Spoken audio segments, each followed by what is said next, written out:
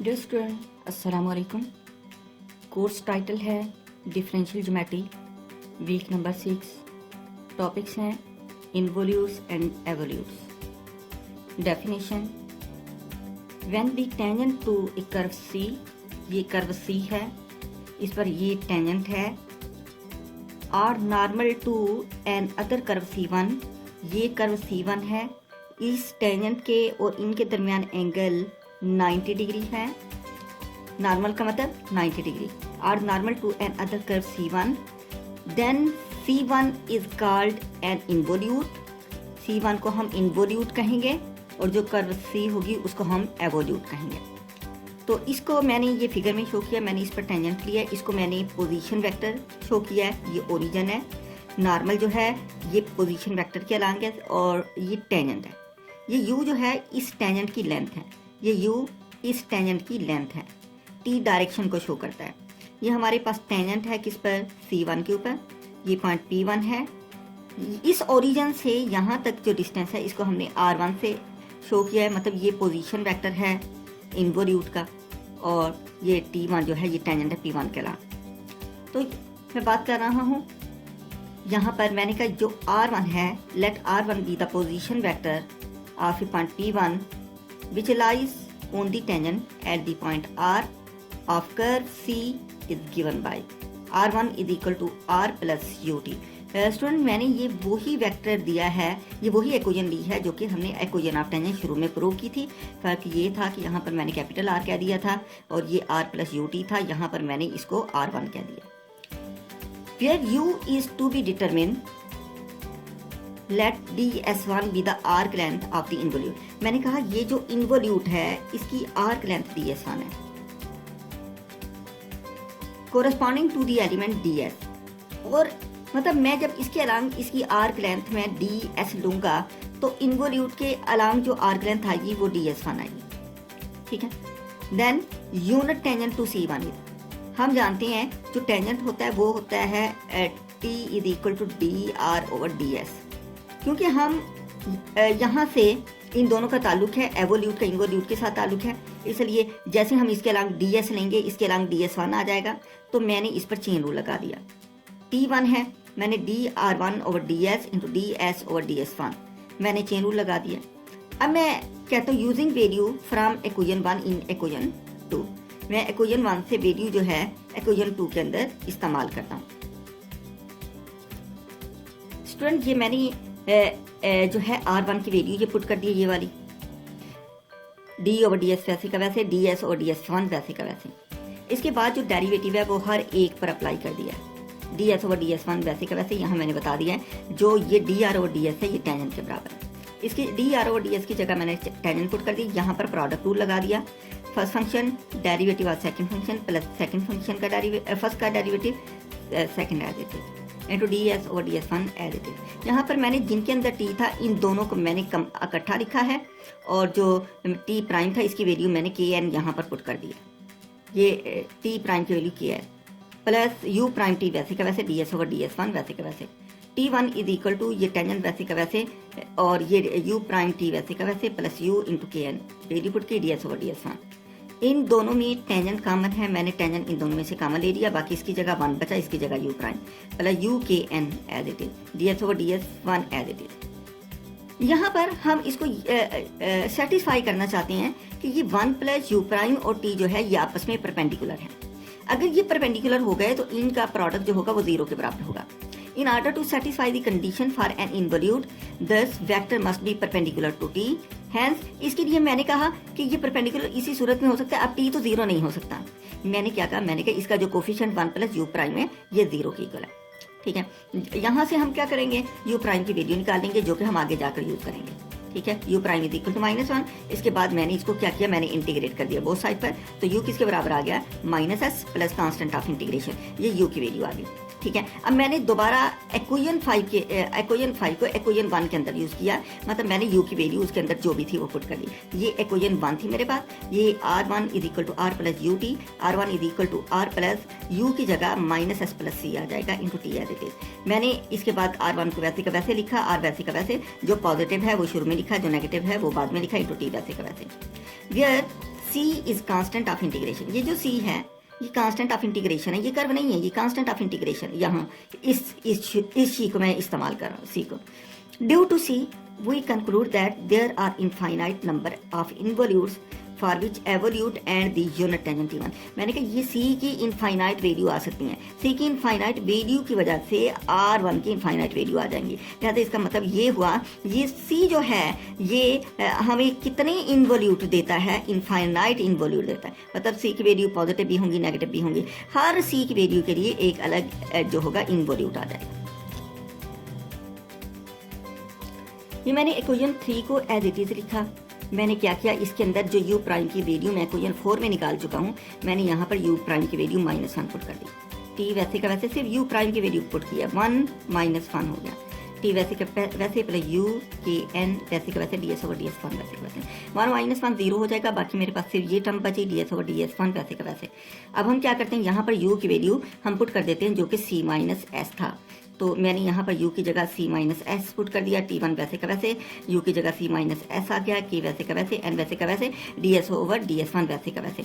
अब देखिए ये दो वेक्टर बराबर हैं, ये दो वेक्टर बराबर हैं, ये भी कांस्टेंट वैल्यू, ये भी वैल्यू वेक्टर नहीं है, ये भी वेक्टर नहीं है। इसका मतलब वेक्टर किसके बराबर, वेक्टर के बराबर। तो मैंने कहा t1 n के बराबर, बाकी क्या बच गया, इसका कोफिशिएंट कुछ नहीं है तो 1 है। तो ये क्या हो जाएगा, ये c - s इंटू के इंटू ds/ds1 किसके बराबर, 1 के बराबर आ गया। यहाँ से हम वैल्यू निकाल लेंगे, ds/ds1 किसके बराबर आ जाएगा, ये दोनों टर्म जो हैं ये दूसरी तरफ जाकर डिवाइड हो गए। ठीक है, इन दोनों का रेसिप्रोकल लिया, दोनों को उलट दिया तो ये भी उलट जाएंगे। तो ds1/ds किसके बराबर हो जाएगा, k इंटू c - s के बराबर हो गया। इसको हमने इक्वेशन नंबर 7 कह दिया। तो यहाँ से ये पता चला कि ये t1 और n q के बराबर हैं, तो इसका मतलब ये पैरेलल हो गए। ठीक है, we know that tangent at the point P to C1 is parallel to the normal of the point P to C। अब हम इसका कर्वेचर फाइंड करते हैं, कर्वेचर ऑफ इन्वोल्यूट की बात करते हैं। इसके लिए हम क्या करेंगे, इक्वेशन नंबर 6 लेंगे, इसको S1 के लिहाज से डिफरेंशिएट करेंगे। स्टूडेंट जरूरी नहीं है कि आप S1 के लिहाज से करें। S1 के लिहाज से क्यों किया, क्योंकि यहाँ पर T1 है इसलिए मैंने S1 के लिहाज से किया। तो दूसरी तरफ इधर क्योंकि n है, n1 नहीं है, तो इसलिए यहाँ पर चेन रूल लग जाएगा, dn ds इंटू ds/ds1। अगर आप यहाँ पर s के लिहाज से करेंगे तो अगर s1 लेते तो चेन रूल लेफ्ट साइड पे लगता। अब हमने s1 लिया है तो ये राइट साइड पे लग गया चेन रूल।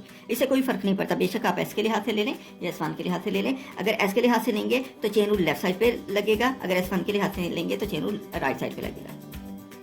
यहाँ पर मैंने इसको t1 प्राइम कह दिया है, इसको n प्राइम कह दिया, ds/ds1 वैसे का वैसे। फिर यहाँ पर वैल्यू पुट करेंगे जो कि हमने सेरेट फार्मूले की है, वो वैल्यू पुट करेंगे, और ds/ds1 की वैल्यू पुट करेंगे जो कि हम पीछे निकाल चुके हैं। तो यही मैंने बात की है, ds/ds1 की वैल्यू ये है, t प्राइम की n के बराबर है। तो यहाँ पर t1 किसके बराबर हो गया, k1 n1 के। t किसके बराबर था, kn के, 1 आ गया तो दोनों के साथ 1 आ जाएगा। n प्राइम किसके बराबर, n प्राइम की वैल्यू टाबी - kt है, ds/ds1 की वैल्यू क्या है, 1/k इंटू c - s हो गई। अब यहाँ पर जो स्केलर है 1/k इंटू c - s, इसको मैंने बाहर निकाल दिया और टाबी - kt यहाँ पर आ गया। दोनों तरफ हम मैग्नीट्यूड लेंगे। मैग्नीट्यूड याद रखें सिर्फ वेक्टर्स की आएगी, स्केलर की नहीं आएगी। मैग्नीट्यूड इनकी आ गई, ये स्केलर है, इसको बाहर निकाल दिया, मैग्नीट्यूड इसकी आ गई। अब जैसे आप सिंपल मैग्नीट्यूड लेते हैं, वेक्टर स्किप हो जाता है, बाकी का स्क्वायर रूट के साथ स्क्वायर आ जाता है। ये एज इट इज रहा, यहाँ भी वेक्टर स्किप हो गया, टा का स्क्वायर हो गया, वेक्टर स्किप हो गया, -k का स्क्वायर हो गया। यहाँ से जो कर्वेचर की इक्वेशन आई है हमारे पास ये बन गई, which is the required expression for curvature of involute C1। Next theorem है, show that there are infinite family of evolute for the space curve C। ये थ्योरम हमने प्रूव करना है। इसके लिए मैंने ये डायग्राम बनाई है, एक मेरे पास इन्वोल्यूट है और दूसरा मेरे पास एवोल्यूट है। ठीक है, ये हमारे पास इसकी फिगर है। Let C be space curve with R is equal to R of S, mean R function है S का, be its equation. Since the tangent at P1 of C1 is normal to a corresponding point P of C. That is the tangent at P1 of C1 lies in the normal plane. Normal plane के अंदर लाई करेगा तो इसके अंदर vector कौन से शामिल हो जाएंगे, नॉर्मल प्लेन की बात की है, इसलिए एक n हो गया, दूसरा b हो गया। Therefore the position vector r1 of p1 can be expressed as, ये मैंने r1 का पोजीशन वेक्टर लिख दिया है, ठीक है, क्योंकि उसने बात की थी नॉर्मल प्लेन की, ये नॉर्मल प्लेन है तो मैंने एक नॉर्मल लिख दिया, दूसरा बाई नॉर्मल लिख दिया, टेंजेंट नहीं आएगा इसमें क्योंकि नॉर्मल प्लेन की बात की है। पोजीशन वेक्टर के लिए हमें ओरिजिन से जाना है, इसलिए r भी ऐड हो जाएगा, ठीक है। यहाँ पर मैंने बता दिए where u and v are to be determine, u और v की वैल्यू हम मालूम कर सकते हैं, ठीक है। ये कैसे मालूम करनी है ये आगे जाकर हम करते हैं। मैंने इसको सिंपली s के लिहाज से डिफ्रेंशिएट कर दिया है। यहाँ पर क्या हो गया, D r over D S हो गया, इसके साथ डेरिवेटिव अलग और यहाँ पर अलग। ये d are one over D s as it is, d r over D s को मैंने आर प्राइम कहा, यहाँ पर प्रोडक्ट रूल लगा दिया, फर्स्ट फंक्शन वैसे सेकंड का डेरिवेटिव प्लस फर्स्ट का डेरिवेटिव सेकंड वैसे। यहाँ पर ये फर्स्ट फंक्शन, यहाँ पर भी प्रोडक्ट रूल है, फर्स्ट फंक्शन वैसे सेकंड का डेरिवेटिव प्लस फर्स्ट का डेरिवेटिव सेकंड वैसे। यहाँ पर आर प्राइम टी के बराबर है और जो एन प्राइम है वो टा बी माइनस के टी के बराबर है, जो बी प्राइम है वो माइनस टा एन के बराबर है। तो यही वैल्यूज मैंने यहाँ पर पुट कर दी। ये d are one over D S वैसे का वैसे, आर प्राइम टी के बराबर प्लस यू एन प्राइम टा बी माइनस के टी हो जाएगा, प्लस यू प्राइम एन वैसे का वैसे, प्लस वी प्राइम को मैंने माइनस टा एन लिख दिया, प्लस वी प्राइम बी वैसे का वैसे। अब स्टूडेंट यहाँ पर मैंने जो एक जैसी टर्म है मैंने उनको इकट्ठा करना, पहले मैंने u से मल्टीप्लाई कर दिया इन दोनों को, ये एज इट इज आ गया, b से मल्टीप्लाई कर दिया इसको, ये एज इट इज आ गया। अब मैंने टेंजेंट वाली, मैंने टर्म जो टेंजेंट वाली थी, एक ये टेंजेंट वाली थी, ये दोनों को इकट्ठा लिखा। उसके बाद मैंने n वाली जो टर्म थी, मैंने n वाली टर्म्स को मैंने इकट्ठा लिखा। उसके बाद मैंने एक n वाली ये थी और दूसरी n वाली ये थी। इसके बाद मैंने b वाली टर्म्स को मैंने इकट्ठा कर दिया। यहाँ से इन दोनों से t कॉमन आ गया, इन दोनों टर्म से n कॉमन आ गया, इन दोनों टर्म से b कॉमन आ गया, ठीक है। तो हमने कहा क्योंकि D are one over D S lie in normal plane, क्योंकि ये नॉर्मल प्लेन के अंदर लाई करता है, ठीक है। ऊपर हम पहले बता चुके हैं कि ये नॉर्मल प्लेन के अंदर लाई करता है, इसलिए हमने कहा जो आर वन है वो एन का और बी का फंक्शन है, ठीक है। तो यहाँ से मतलब मैंने आर स्किप कर दिया, मैंने इसको भी डिफ्रेंशिएट किया एस के लिहाज से। यहाँ पर भी पहली टर्म का भी प्रोडक्ट रूल, दूसरी टर्म का भी प्रोडक्ट रूल आ गया, ठीक है। यहाँ पर मैंने एन प्राइम की वैल्यू पुट की और बी प्राइम की वैल्यू पुट की। ये एन प्राइम की वैल्यू पुट की, यू प्राइम एन वैसे का वैसे, बी प्राइम की वैल्यू पुट की और ये टर्म वैसे की वैसे।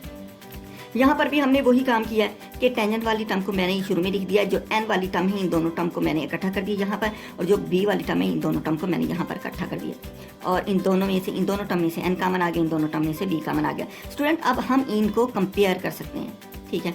हम इसके साथ कंपेयर करते हैं, किसको, इक्वेशन 3 को और इक्वेशन 4 को कंपेयर करते हैं, ठीक है। जब हमने इसको कंपेयर किया तो हमने देखा कि जब इक्वेशन 3 की बात करते हैं तो इक्वेशन 3 के अंदर हमारे पास t का कोफिशिएंट जो है वो 1 माइनस यू के है, ठीक है। जब ये 1 माइनस यू के है तो मैंने क्या किया, इसके साथ t का कोफिशिएंट क्या है, नहीं है t, तो ये 0 आ, ठीक है। उसके बाद मैंने क्या किया, मैंने जो हमारे पास यहाँ पर n का कोफिशिएंट है और जो हमारे पास यहाँ n का कोफिशिएंट है, इन दोनों को मैंने डिवाइड कर दिया। ये इनकी रेशो बराबर हो जाएगी, जो यहाँ पर b का कोफिशिएंट है और जो यहाँ पर मेरे पास b का कोफिशिएंट b है, इन दोनों को डिवाइड कर दिया। तो यहाँ से मैं वैल्यू निकाल लूँगा u की, u मेरे पास किसके बराबर आ जाएगा, रो के बराबर आ जाएगा। और मैंने ये बता दिया है जो k होता है ये 1 ओवर रो के बराबर होता है, रो क्या होता है, रेडियस ऑफ कर्वेचर। अब मैं इसको सिंप्लीफाई करता हूँ। यहाँ से मुझे वैल्यू किसकी चाहिए, मुझे u की वैल्यू चाहिए और मुझे v की वैल्यू चाहिए, मेरा पर्पस ये है। तो यहाँ पर मैंने इन दोनों को क्रॉस मल्टीप्लिकेशन किया। क्रॉस मल्टीप्लिकेशन करने के बाद मैंने यहाँ से टा की वैल्यू निकाल दी, जो कि इसके बराबर आ जाएगी, ठीक है। मेरे पास r जो था इक्वेशन 4 में un प्लस वी के बराबर था।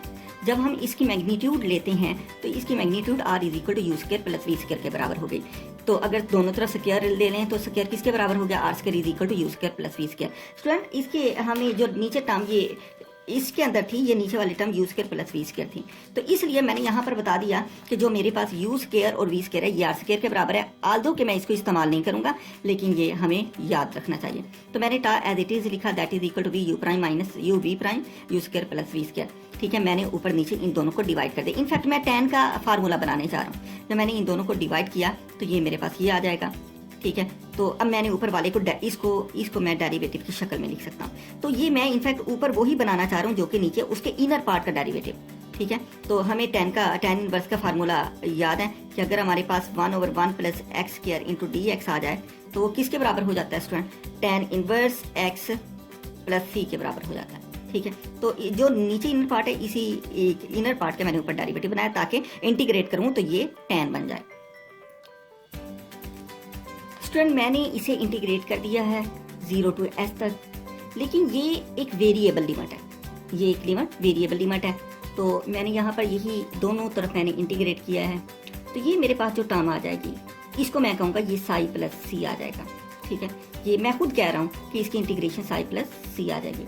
ठीक है, ये इनफैक्ट जो लिमिट है ये इंटीग्रल कोई डेफिनेट इंटीग्रल नहीं है, नहीं, इसलिए मैंने कांस्टेंट ऑफ इंटीग्रेशन लगाया। ठीक है, तो इसकी लिमिट वेरी करेगी, ये मैंने बता दिया कि इसकी लिमिट स्टार्ट ये 0 से होगा और ये कहीं तक भी जा सकता है। ठीक है, ये अब क्या बन गया, ये मेरे पास जो फार्मूला बन जाएगा ये tan इनवर्स का फार्मूला बन जाएगा और इसका एंगल क्या आएगा, यही v/u आ जाएगा, वही जो फार्मूला मैंने अभी बताया। अब हम जानते हैं जो tan है ये एक ऑड फंक्शन है, तो लिहाजा अगर ये इसमें जो नेगेटिव साइन बाहर हो तो ये एंगल के अंदर आ सकता है, लिहाजा ये psi plus C is equal to tan inverse, इस माइनस के साइन को मैं इसके अंदर ले गया। अब tan इनवर्स दूसरी तरफ जाकर सिंपल tan हो जाएगा और साई प्लस सी इसका एंगल बन जाएगा। यहाँ पर क्या है, v/u है। अब मैंने आपको ये बताया था ऑलरेडी कि मैं u और v की वैल्यू फाइंड करने जा रहा हूँ, तो यहाँ पर मैं कह देता हूँ जो मेरे पास u है ये इनफैक्ट रेडियस ऑफ कर्वेचर के बराबर है। ये मैंने खुद लेट किया है, इसलिए लेट किया है क्योंकि रेडियस ऑफ कर्वेचर तो मुझे चाहिए। ठीक है, अगर इसको रेडियस ऑफ कर्वेचर भी कह दूंगा तो ये मुझे मालूम होगा, इससे कोई फर्क नहीं पड़ेगा और इस तरीके से मेरे पास v की वैल्यू आ जाएगी। ठीक है, तो ये tan into psi plus C as it is which is equal to -v/ρ आ जाएगा। यहाँ से मैंने v की वैल्यू निकाली, -v is equal to ρ tan into psi plus C आ जाएगा, ये मैंने बता दिया है, ρ इज इक्वल टू 1/k के बराबर होता है। -1 से मल्टीप्लाई किया बोथ साइड को, तो ये मेरे पास v is equal to -ρ tan into psi plus C आ गया। अब मैं यहाँ पर जो मैंने u की वैल्यू ρ ली है और मैंने v की वैल्यू -ρ tan साई प्लस सी ली है, मैं ये दोनों वैल्यू इक्वेशन नंबर 1 में पुट कर दूंगा। इक्वेशन 1 क्या थी, r1 is equal to r plus un plus vn। यहाँ पर मैंने क्या किया, r1 वैसे का वैसे, r वैसे का वैसे, प्लस मैंने u की जगह क्या पुट कर दिया, ρ पुट कर दिया, n वैसे का वैसे, v की जगह क्या पुट कर दिया, v -ρ tan into psi plus C, इसका वेक्टर v वैसे का वैसे। ठीक है, ये मेरे पास जो है r1 की वैल्यू आ चुकी है। फर्दर हम क्या देख रहे हैं, हमने क्या किया, दोनों में ρ कॉमन है, r1 वैसे का वैसे, r वैसे का वैसे, दोनों में से ρ कॉमन ले लिया, बाकी ये n बच गया, यहाँ से -tan into psi plus C into b अंदर लिख दिया, ये मैंने b वेक्टर बच गया। तो r1 is equal to r plus ρ into n minus tan into psi plus C into b which is equation of the evolute c, ये equation of evolute c आ गया। And for different values of arbitrary constant, यहाँ पर इस c की value change करते चले जाएं, हमारे पास मुख्तलिफ एवोल्यूट आते चले जाएंगे, लिहाजा यहाँ पर c की इन्फिनिट वैल्यू के लिए यहाँ पर मेरे पास इन्फिनिट एवोल्यूट्स होंगे। ठीक है, we can obtain different evolutes and hence infinity many different evolutes for the given curve c।